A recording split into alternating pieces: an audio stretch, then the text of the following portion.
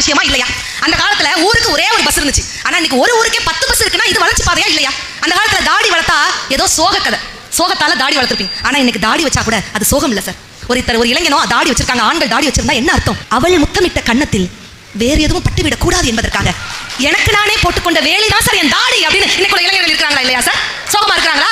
எங்க அந்த காலத்துல என்ன நீங்க பாட்டு போட்டீங்க? காற்று வாங்க போனேன் ஒரு கவிதை வாங்கி வந்தேன். தெரியாத தான் கேட்கற, காத்து வாங்க போனா நீ காத்து தானே வாங்கிட்டு வரணும், ஏன் கவிதை வாங்கிட்டு வர? நீங்க விலை கூட ஒரு 2 ரூபாய் கம்மினவும் அவர் நீங்க அந்த காலத்துல காற்று வாங்க போனேன் கவிதை வாங்கினா உங்களுக்கு லேட்டஸ்ட். காத்து மேல, காத்து கீழ, காத்து சைடுல, காத்து ரைட்ல, வீட்டு மேல காத்து அடிக்குது, காத்து ரொம்ப நாத்து அடிக்குது, சைடுல பார்த்தா குப்பை மேடுமா, பச்சைக்கலப்பு பிரியாணி, அச்சிக்க கிட்ட வரியாணி, கச்சாமங்க பைட்டு ஃபைட்டுமா.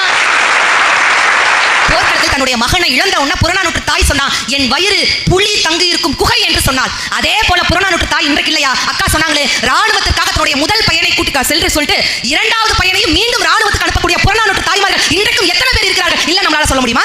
ஜல்லிக்கட்டு, ஜல்லிக்கட்டுனா என்ன அர்த்தங்க? திமிழ் கொண்ட காளையும் திமிர் கொண்ட தமிழனும் பேசும் மொழிதான் ஜல்லிக்கட்டு அப்படின்னு சொன்னா, இன்றைக்கும் சாவு வரும்போது அதை துணிந்து சவாலாக பார்க்கக்கூடிய எத்தனை என் தேசத்து இளைஞர்கள் ஜல்லிக்கட்டுக்காக போராடிட்டு இருக்காங்க. அப்ப அன்றைக்கு வீரம் இருந்ததுன்னா இன்னைக்கும் வீரம் இருந்துச்சு. அன்னைக்கு